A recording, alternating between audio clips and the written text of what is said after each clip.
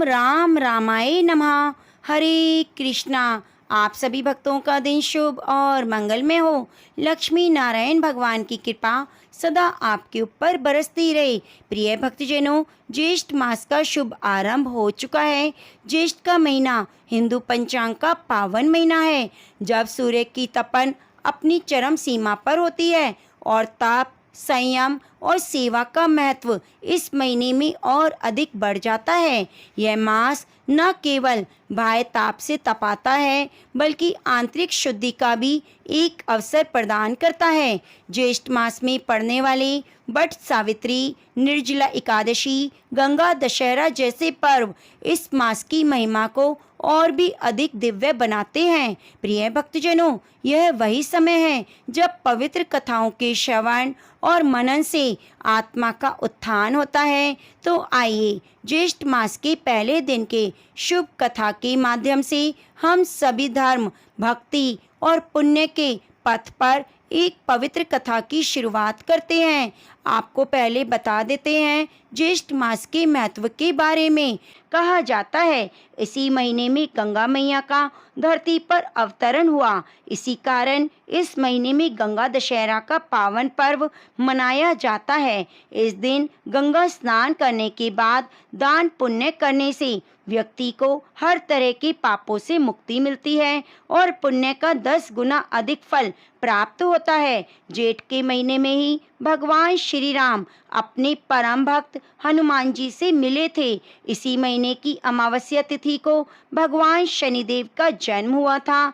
ज्येष्ठ मास में आने वाले मंगलवार के व्रत बहुत ही पुण्यदायी होते हैं। इस महीने में आने वाले मंगलवार को बड़ा मंगल, बुढ़वा मंगल के नाम से जाना जाता है। इस महीने में मूली, बैगन, राई का सेवन बिल्कुल नहीं करना चाहिए। ज्येष्ठ मास में सूर्यदेव का तेज प्रचंड होता है, इसलिए इस मास में सूर्यदेव की पूजा का विधान बताया गया है। नियमों का पालन करने वाले सभी भक्तों को सुबह हो सके ब्रह्म मुहूर्त में उठकर स्नान करने के बाद 1 लोटा जल सूर्य उदय होने पर सूर्य नारायण को अर्पित करना चाहिए। और यदि सूर्य उदय से पहला उठना संभव ना, तो सूर्य उदय के बाद जितना जल्दी हो सके उतना जल्दी सूर्य नारायण भगवान को जल अर्पित जरूर करें। प्रिय भक्तजनों, ज्येष्ठ मास का महीना श्री सीताराम जी, हनुमान जी और सूर्यदेव को समर्पित है। तो आइए उन्हीं के चरणों का ध्यान करते हुए कथा को सुनते हैं। हम सभी अपने मन, वचन और कर्म को शुद्ध करते हुए उनके चरणों में साष्टांग प्रणाम करते हैं। हे पवन पुत्र, आपकी कंचन वर्ण रूप, अपार बल, बुद्धि और भक्ति की महिमा अनंत है। आप रघुनाथ जी के प्रिय सेवक हैं और संसार के सभी संकटों का नाश करने वाले हैं। आपकी कृपा के बिना श्री राम कथा अधूरी है। इसलिए हे संकट मोचन, हम विनम्रता पूर्वक प्रार्थना करते हैं कि हमें कथा वाचन और श्रवण की योग्य बुद्धि, श्रद्धा और शक्ति प्रदान करें, जिससे आपकी महिमा हम सच्चे भाव से जन जन तक पहुंचा सकें। अगर इस पावन प्रयास में हमसे कोई त्रुटि, उच्चारण दोष, भावना की कमी या समय का उल्लंघन हो जाए तो हे करुणा निधान, हम सभी को कृपा क्षमा करें। अज्ञानवश हुई हर भूल के लिए हम आपके चरणों में क्षमा मांगते हैं। हमारी यह कथा सेवा आपके चरणों में समर्पित है। आप कृपया करके इसे स्वीकार करें और हम सभी भक्तों को आशीर्वाद प्रदान करें। महाभारत काल के अनुसार भीम बहुत ही शक्तिशाली और बलशाली थे। युद्ध कौशल में निपुण थे। शक्तिशाली होने के कारण भीम को एक बार अहंकार आ गया। अहंकार को दूर करने के लिए बजरंगबली हनुमान जी ने एक लीला रची। जब भीम को सच्चाई की बात पता चली तो अपनी गलती का एहसास हुआ और हनुमान जी से उन्होंने क्षमा मांगी। इसके बाद हनुमान जी ने प्रसन्न होकर भीम को अपना विराट रूप दिखाया।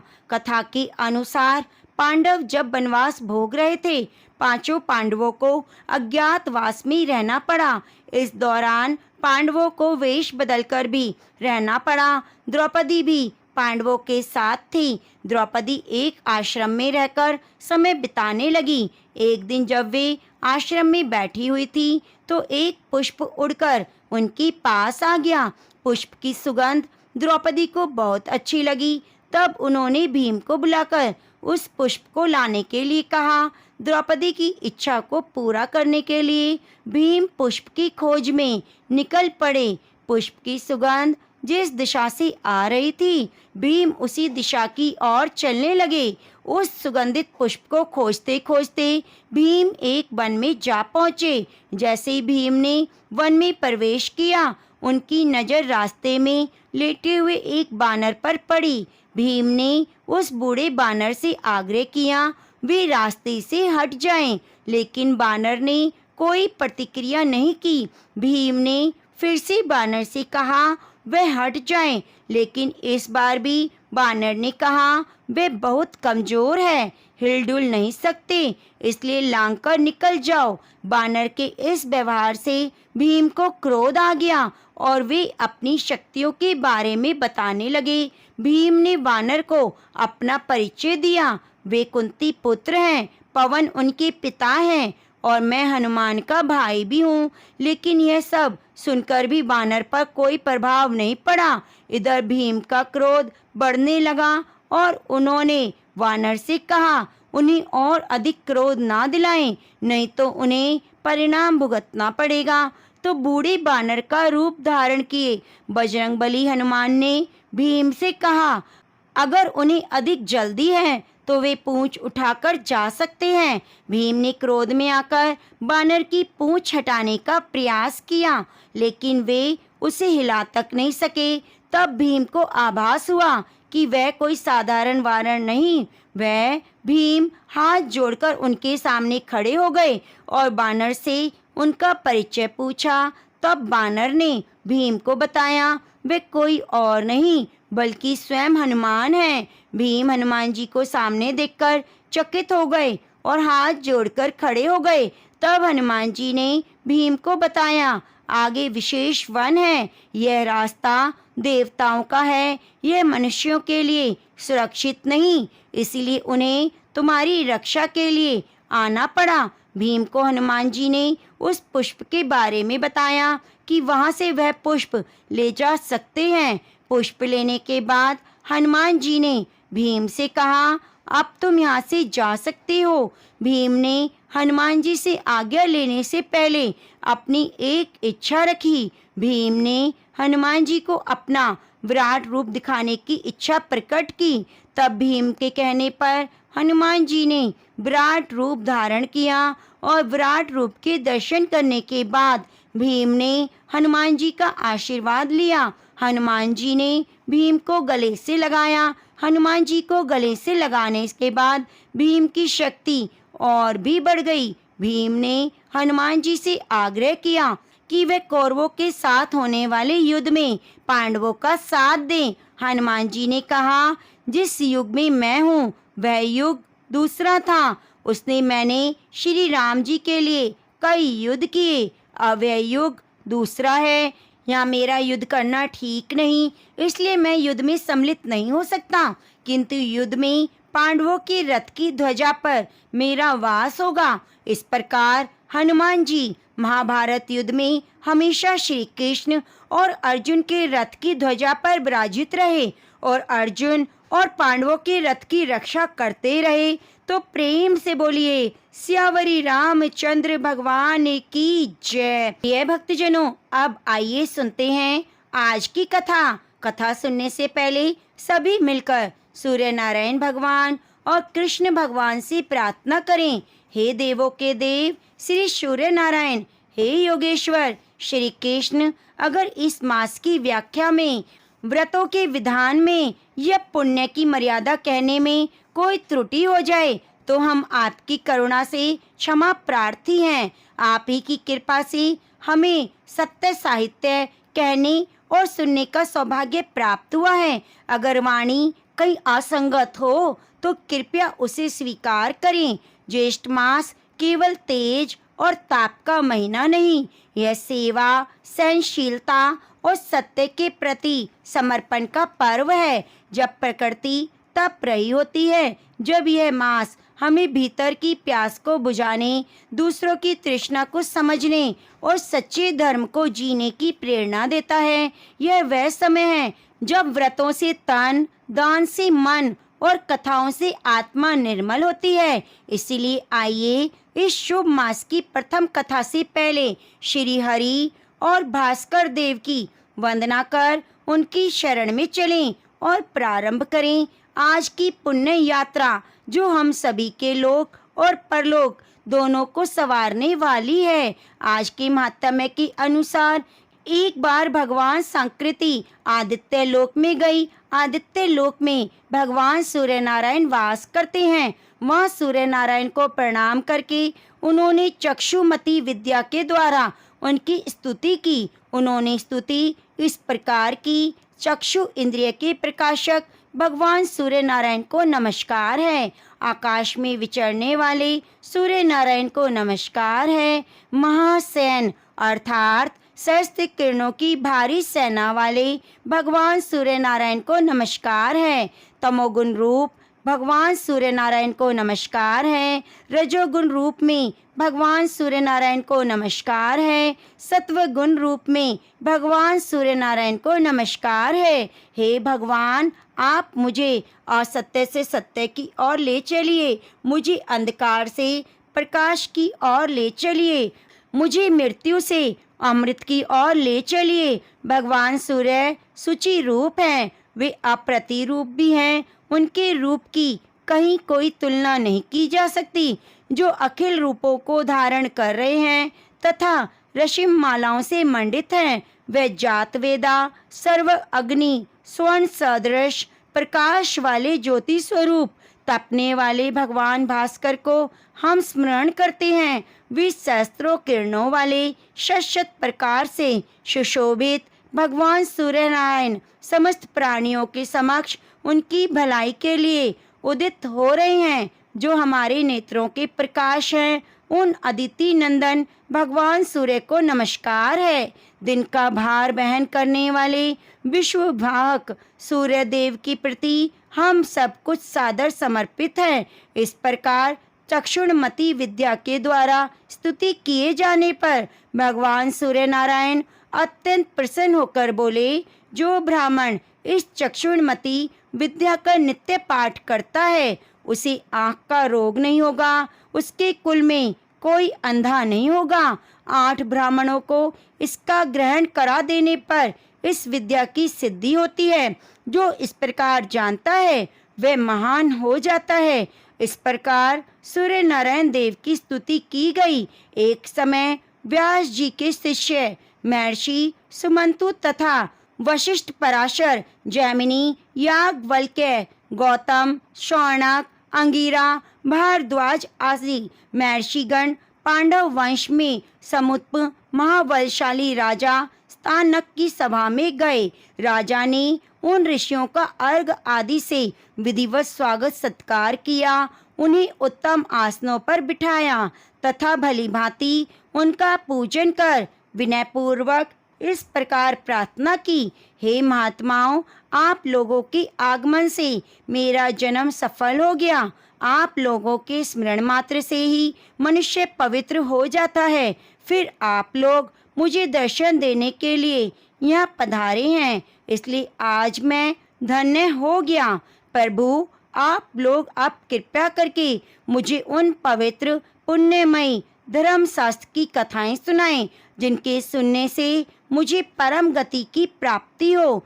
तब ऋषियों ने कहा, हे राजन, इस विषय में आप हम सब के गुरु साक्षात नारायण स्वरूप भगवान वेद व्यास जी से निवेदन कीजिए। वे बड़े कृपालु हैं, सभी प्रकार के शास्त्रों के और विद्याओं के ज्ञाता हैं, जिनके श्रवण मात्र से मनुष्य सभी पापों से मुक्त हो जाता है। उस महाभारत ग्रंथ के रचयिता हैं। राजा शतानक ने ऋषियों के कहे अनुसार फिर सभी शास्त्रों के जानने वाले भगवान वेद व्यास से प्रार्थना पूर्वक जिज्ञासा की, हे प्रभु, आप मुझे धर्म में पुण्य कथाओं का श्रवण कराएं, जिससे मैं पवित्र हो सकूं और इस संसार सागर से मेरा उद्धार भी हो जाए।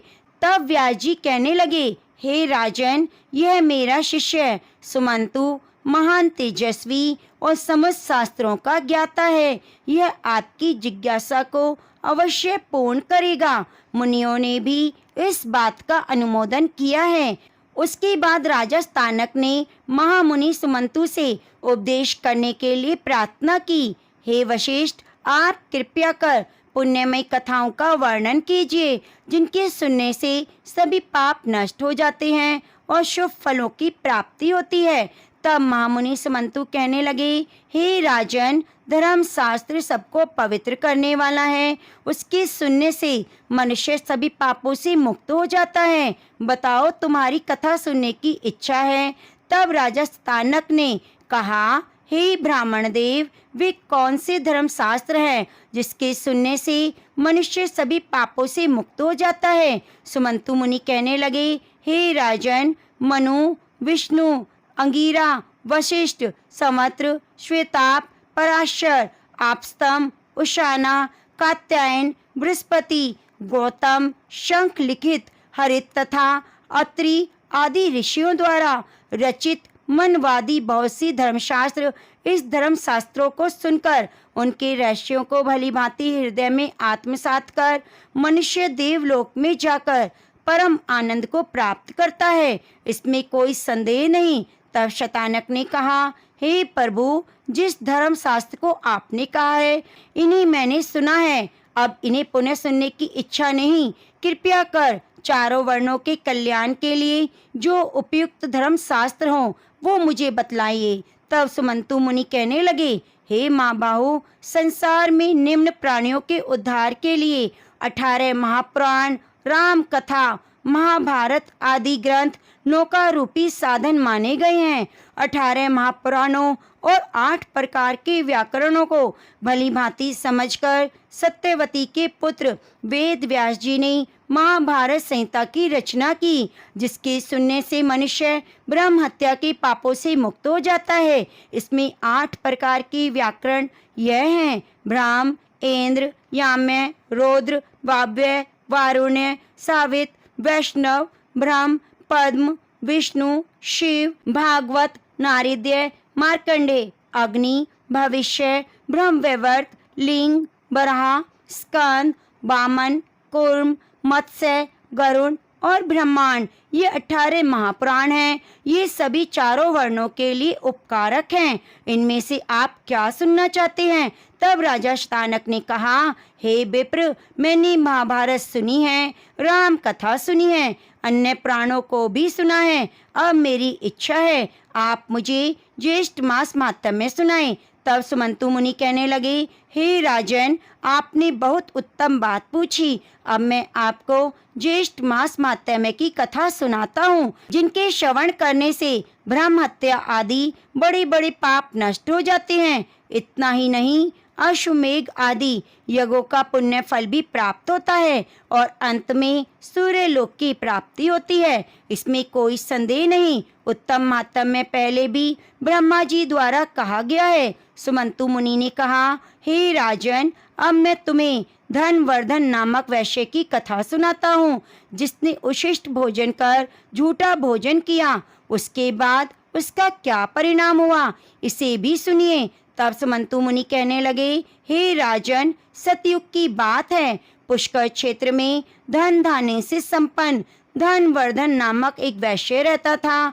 एक दिन वह ग्रीष्म ऋतु में मध्याह्न के समय अपने वैश्वदेव कर्म संपन्न कर अपने पुत्र मित्र और बंधु बांधवों के साथ भोजन कर रहा था। इतने में अचानक उसे बाहर से करुण रुदन सुनाई दिया। उस शब्द को सुनते ही वह दयावश भोजन छोड़कर बाहर की ओर दौड़ा, किंतु जब तक वह बाहर पहुंचा, आवाज बंद हो गई।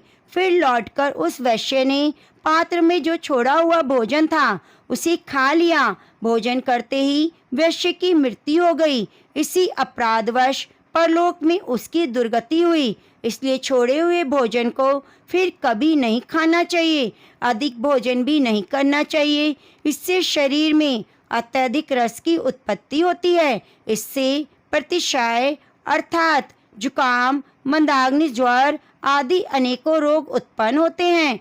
अजीर्ण हो जाने से स्नान, दान, तप, होम, तर्पण, पूजा कोई भी पुण्य कर्म ठीक से संपन्न नहीं हो पाते। अति भोजन करने से अनेकों रोग उत्पन्न होते हैं, आयु घटती है, लोक में निंदा होती है, अंत में दुर्गति होती है। उच्छिट मुख से अर्थात झूठे मुंह से कहीं भी नहीं जाना चाहिए, सदा पवित्रता से रहना चाहिए। मनुष्य यहाँ सुख से रहता है और अंत में भी स्वर्ग लोक को जाता है। तब राजा ने पूछा, हे मुनीश्वर, ब्राह्मण किस कर्म के करने से पवित्र होता है, इसका भी आप वर्णन कीजिए। सुमंतु मुनि कहने लगे, हे राजन, जो ब्राह्मण विधि पूर्वक आचमन करता है वे पवित्र हो जाता है और सत्कर्मों का अधिकारी हो जाता है। आचमन की विधि यह है, हाथ पांव धोकर पवित्र स्नान से आसन के ऊपर पूर्व अथा उत्तर की ओर मुंह करके बैठे रहिए। हाथ को जानु के भीतर रखकर दोनों चरण बराबर रखें, शिक से संधि लगाएं और फिर उष्णता और फेन से रहित निर्मल और शीतल जल से आचमन करें। खड़े खड़े बात करते करते, इधर उधर देखते देखते, जल्दी जल्दी या क्रोध युक्त होकर कभी भी आचमन नहीं किया जाता। हे राजन, ब्राह्मण के दाहिने हाथ में 5 तीर्थ कहे गए हैं। हे देव तीर्थ, पितृ तीर्थ, ब्रह्म तीर्थ, प्रजापति तीर्थ, सौम्य तीर्थ। अब आप इनके बारे में भी जान लीजिए। इनके लक्षणों के बारे में जानिए। अंगूठे के मूल में ब्रह्म तीर्थ, कनिष्ठा के मूल में प्रजापत्य तीर्थ, अंगुली के अग्रभाग में देव तीर्थ, तर्जनी और अगुण के बीच में पितृ तीर्थ और हाथ के मध्य में सौम्य तीर्थ कहा गया है, जो देव कर्म में प्रशस्त माना गया है। हे देवऋषि, ब्राह्मण को दक्षिणा आदि कर्म देव तीर्थ के तर्पण, पिंडदान कर्म, तीर्थ तीर्थ से आचमन, ब्रह्म तीर्थ से विवाह के समय होम आदि, सोमपान, प्रजापत्य तीर्थ से कमंडल ग्रहण, दधि प्राशमन आदि कर्म स्वामी तीर्थ से करना चाहिए। ब्रह्म तीर्थ से उपशमन सदा सर्वश्रेष्ठ माना गया है। अंगुलियों को मिलाकर एकाग्र चित्त होकर पवित्र जल से बिना शब्द किए हुए 3 बार आचमन करने से महान फल प्राप्त होता है। देवता गण भी प्रसन्न होते हैं। प्रथम आचमन से ऋग्वेद, द्वितीय से यजुर्वेद, तृतीय से सामवेद की तृप्ति होती है। आचमन करके जल युक्त दाहिने अंगूठे के मुख का स्पर्श करने से अर्थवेद की तृप्ति होती है। ओठ के मार्जन से अर्थात होठों के मार्जन से इतिहास और पुराणों की तृप्ति होती है। मस्तक में अभिषेक करने से भगवान रुद्र प्रसन्न होते हैं। शिखा के स्पर्श से ऋषिगण, दोनों आँखों के स्पर्श से सूर्य, नासिका के स्पर्श से वायु, कानों के स्पर्श से दिशाएं, भुजा के स्पर्श से यम, कुबेर, वरुण, इंद्र और अग्नि देव तृप्त होते हैं। नाभि और प्राणों की ग्रंथियों के स्पर्श करने से सभी तृप्त हो जाते हैं। पैर धोने से विष्णु भगवान, भूमि में जल छोड़ने से वासुकी आदि नाग और बीच में जो जल बिंदु गिरते हैं उनसे 4 प्रकार के भूत ग्राम की तृप्ति होती है। अंगुष्ठ और तर्जनी से नेत्र, अंगुष्ठ और अनामिका से नासिका, अंगुष्ठ और अंगूठे, मध्यमा से मुख, अंगुष्ठ और कनिका से कान, सभी उंगलियों से भुजाओं का, अंगुष्ठ से नाभि मंडल और सभी अंगुलियों से सिर का स्पर्श करना चाहिए। अग्नि रूप है तर्जनी, वायु रूप मध्यमा, प्रजापति रूप अनामिका रूप सूर्य और कनिष्ठ का इंद्र रूप माना गया है। इस विधि से ब्राह्मण की आचमन करने पर संपूर्ण जगत, देवता और लोग तृप्त होते हैं। ब्राह्मण सदा पूजनीय हैं क्योंकि यह सर्वदेव में माने गए हैं। ब्रह्म तीर्थ, प्रजापत्य तीर्थ, देव तीर्थ से आचमन करें, परंतु पितृ तीर्थ से कभी भी आचमन नहीं करना चाहिए। आचमन का जल हृदय तक जाने से, ब्राह्मण की कंठ तक जाने से, क्षत्रिय की और वैश्य की जल के प्राशन से और शूद्र की जल से स्पर्श मात्र से ही शुद्धि हो जाती है। हरे कृष्णा। प्रेम से बोलिए बांके बिहारी लाल की जय। ओम राम रामाय नमः। प्रिय भक्तजनों, आज की कथा का यहीं पर हम समापन करते हैं। कृपया अगले अध्याय की कथा को सुनने के लिए आप चैनल को सब्सक्राइब कर लीजिए। एक समय की बात है, एक तालाब में एक मेंढक और मेंढकी रहा करते थे। मेंढकी हमेशा सुबह जल्दी उठती, तालाब से बाहर आकर पाल पर बैठ जाती और सवा पहर दिन चढ़ने तक गणेश जी की पूजा किया करती। मेंढकी का इस तरह गणेश जी की पूजा करना मेंढक को बिल्कुल भी अच्छा नहीं लगता था। वह कहता, कौन है गणेश जी? मैं तो किसी गणेश जी को नहीं मानता।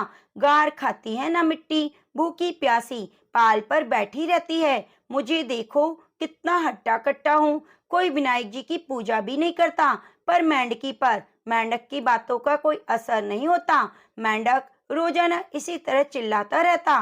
तो सुनते सुनते एक दिन गणेश जी भगवान नाराज हो गए और गणेश जी की माया से उसी तालाब पर राजा की एक दासी पानी भरने के लिए आती है और घड़े में जैसे ही पानी भरती है तो मेंढक और मेंढकी पानी के साथ उस घड़े में चले जाते हैं। तो वे घर ले जाकर उस पानी के घड़े को भट्टी पर चढ़ा देती है और नीचे आग जला देती है। तो जैसे ही पानी गर्म होता है तो मेंढक बुरी तरह से जलने लगता है और जोर जोर से चीखने लगता है और मेंढकी अपने गणेश जी की पूजा में लगी रहती है। वह कहता है कि मेंढकी, मैं तो गर्म पानी में जल रहा हूँ और तुम आराम से बैठी हो। तो वह बोली, नहीं, मैं तो बिल्कुल नहीं जल रही, मुझे तो ठंडी ठंडी हवा आ रही है।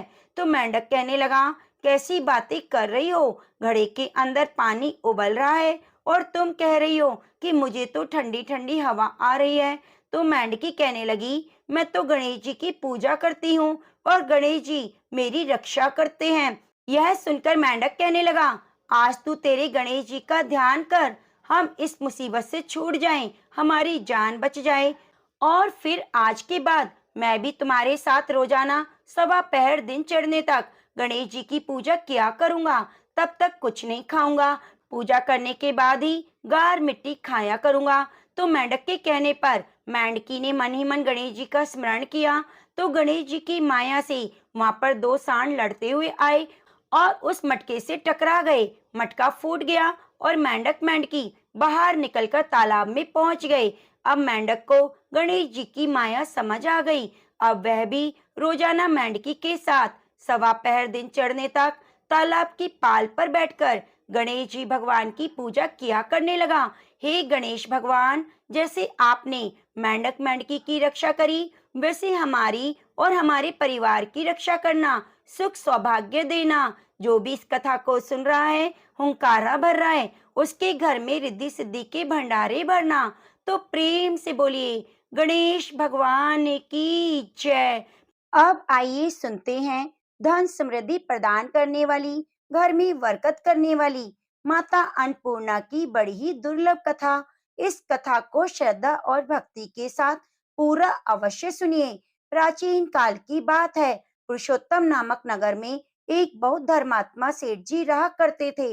उनकी 5 पुत्र और एक सबसे छोटी पुत्री थी। उसका नाम था गौरी। सेठ जी का भरा पूरा परिवार था। सेठ जी ने अपने सभी 5 पुत्रों का विवाह कर दिया। जब छोटी बेटी गौरी का विवाह हुआ और जब छोटी बेटी विवाह की और जब छोटी बेटी गौरी विवाह के योग्य हुई जब छोटी बेटी गौरी विवाह के योग्य हुई तो उन्होंने उसका विवाह एक दूसरे नगर के अपने ही समान धनी परिवार में कर दिया।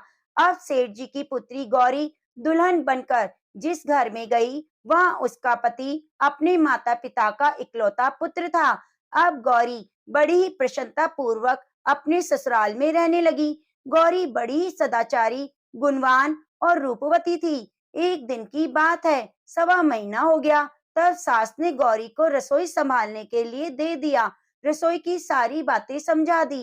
गौरी अपनी सासू माँ के पांव छूकर रसोई में प्रवेश करती है।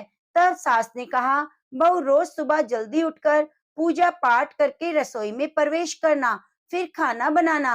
रोटी बनाते समय पहली रोटी गाय को और अंतिम रोटी कुत्ते की बनाना मत भूलना। इस प्रकार सास ने गौरी को सब कुछ समझा दिया।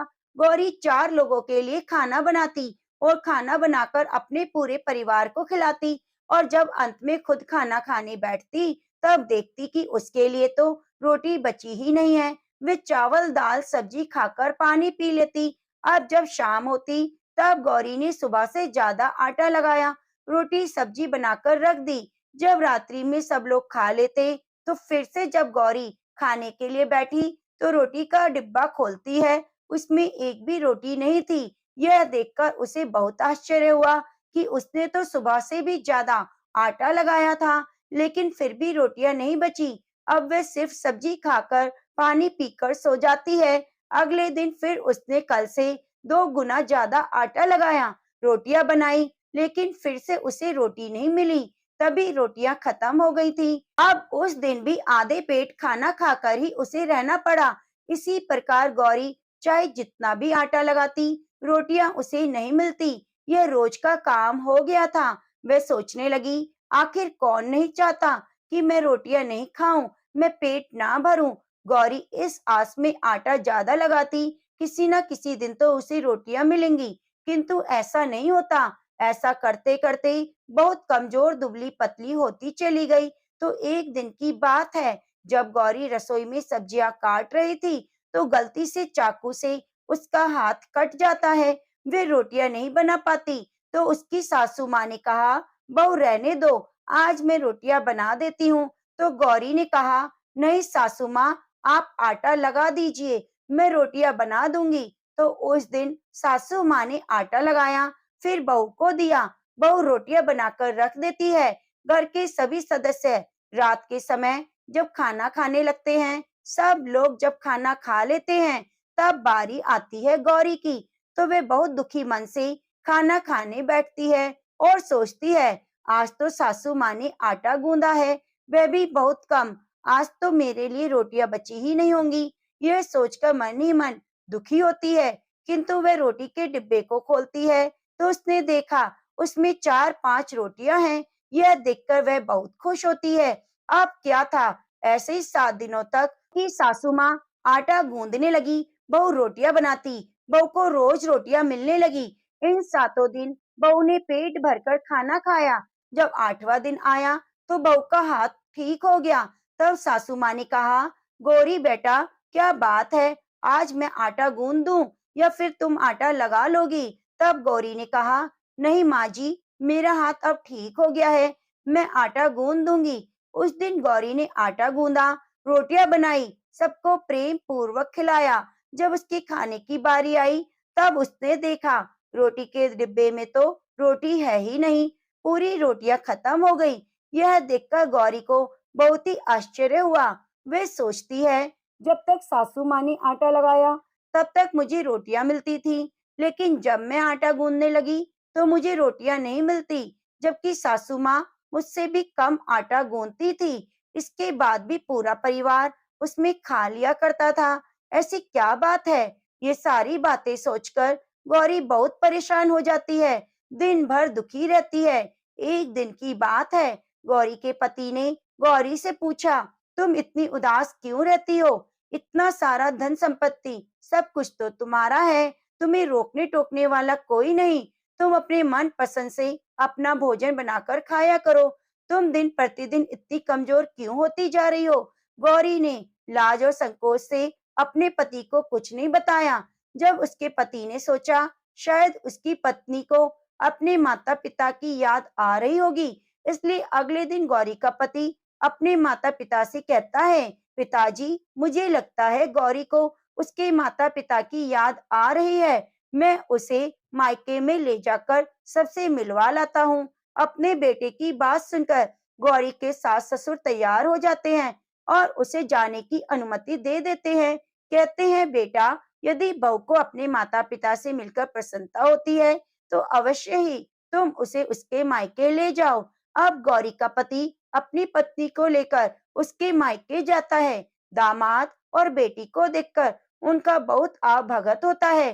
तरह तरह के व्यंजन बनाए जाते हैं, खिलाए जाते हैं, बहुत सेवा सत्कार होती है। उसी दिन रात्रि में समय मिलने पर गौरी की माँ ने अपनी बेटी को कोने में ले जाकर पूछा, बेटी तुम इतनी दुबली पतली कैसे हो गई? तुम तो बहुत कमजोर दिख रही हो। क्या बात है? तुम्हें कोई बात खाई जाती है? क्या तुम्हारे ससुराल वाले तुम्हारी चिंता नहीं करते? तुम्हें दुख देते हैं? तो या कोई ऐसी बात है जिससे तुम्हारी यह दशा हो गई है? अपनी माँ की बात सुनकर गौरी अपनी सारी परेशानी, सारी चिंताएं बता देती है। अपनी बेटी की बात सुनकर गौरी की माँ ने कहा, बेटी हमें लगता है माता अन्नपूर्णा तुमसे नाराज हो गई है। इस विषय में तो मैं कुछ कर नहीं सकती क्योंकि तुम्हारे ससुराल में हमारा बोलने का कोई अधिकार नहीं। इसलिए मैं तो कहूंगी तुम यहाँ से जाने के बाद इस विषय में अपनी सास और ससुर से सब कुछ बातें बता देना, तुम्हारी समस्या का समाधान होगा। बेटी, माँ अन्नपूर्णा जिससे नाराज होती है उसके साथ ऐसा ही होता है। जब अपनी माँ की बातें सुनकर गौरी निश्चय करती है कि वे सारी बातें अपनी सासू माँ से कहेगी। अब जब सुबह का समय होता है, गौरी अपने माता पिता से विदाई लेकर अपने ससुराल आ जाती है और ससुराल आने के बाद वे अपने सास ससुर और पति से सारी बातें कह सुनाती है। वह कहती है, माँ जी, जब से मैंने रसोई संभाला है, मैं खाना बनाती हूँ, तब से मुझे एक भी दिन रोटी नहीं बचती। मैं बिना खाए सो जाती हूँ, किसी दिन पानी पीकर सो जाती हूँ, किसी दिन चावल सब्जी खाती हूँ, रोटी तो मुझे मिलती ही नहीं। और माँ जी, आपको याद है जब मेरा हाथ कटा था, जब आप उस समय आटा गूंथती थी और बहुत कम, फिर भी मुझे रोटियां मिल जाती थी और मैं पेट भर खाना खाती थी। लेकिन अब जब मेरे हाथ का घाव ठीक हो गया, तब से मैं फिर से आटा गूंथने लगी और रोटियां बनाने लगी। अब मेरे लिए फिर से रोटियां नहीं बचती, मैं आधे पेट ही खाना खाती हूँ। अपनी बहू की बातें सुनकर सास को सब कुछ समझ में आ गया। उसने कहा, बहू, ये शायद मेरी ही गलती है।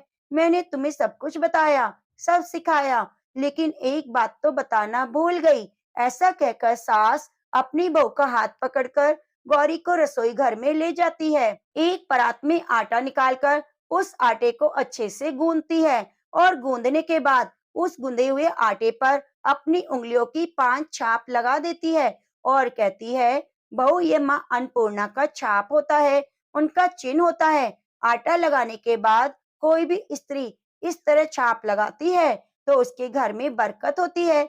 इसका अर्थ है कि माँ अन्नपूर्णा की कृपा सभी परिवार वालों पर बरसे और कोई भी सदस्य भूखा पेट न सोए। बहू, मैं तुम्हें बताना भूल गई, तुम आटा लगाते वक्त आटे पर 5 उंगलियों की छाप छोड़ देना और माँ अन्नपूर्णा तुम्हारे ऊपर अवश्य कृपा करेगी। तुम कभी खाली पेट भूखा नहीं सोओगी, यह बरकत का चिन्ह है। अब सासू माँ की बात सुनकर बहू रोज आटा गूंथती और अपनी उंगलियों की छाप छोड़ देती, फिर रोटियां बनाती। अब बहू को हर रोज रोटियां मिलने लगी, वे भरपेट भोजन करने लगी, स्वस्थ भी हो गई। माँ अन्नपूर्णा की कृपा से उस पर धन धान्य की बरकत हुई और उसके हाथ में माँ अन्नपूर्णा का वास हो गया। घर पर कोई भी सदस्य भूखा नहीं रहता। जो कोई मेहमान आता, भीख मांगने के लिए भिक्षुक आता, उसे भी खाना खिलाकर ही घर से विदा करती। इस प्रकार बहू के ऐसा करने से उसके घर में बरकत होने लगी और अनधन की वर्षा होने लगी। प्रिय भक्तजनों, आटे को गूंथकर उस पर 5 उंगलियों की छाप लगाना हमारी पुरानी परंपरा है। ये माता लक्ष्मी और माँ अन्नपूर्णा का चिन्ह माना जाता है। ऐसा करने से माता अन्नपूर्णा सदैव प्रसन्न रहती है और अपनी कृपा दृष्टि हमारे ऊपर बनाए रखती है। हमारे पूर्वजों से लेकर अब तक ये परंपरा चली आ रही है। माताएं बहनें अपनी 5 उंगलियों की छाप आटे पर अवश्य लगाती हैं और माँ अन्नपूर्णा से प्रार्थना करती हैं कि सबका पेट भरना, सबका कल्याण करना, घर में अन्न धन की वर्षा करना। तो प्रेम से बोलिए, माँ अन्नपूर्णा की जय। ओम नमः शिवाय। आज की कथाएं अगर आपको पसंद आई हैं तो हमारे चैनल को सब्सक्राइब करके बेल आइकन को जरूर दबा लीजिए और वीडियो को लाइक कीजिए। कमेंट में गणेश भगवान की जय, अन्नपूर्णा माता की जय जरूर जरूर लिखिए। ओम श्री गणेशाय नमः।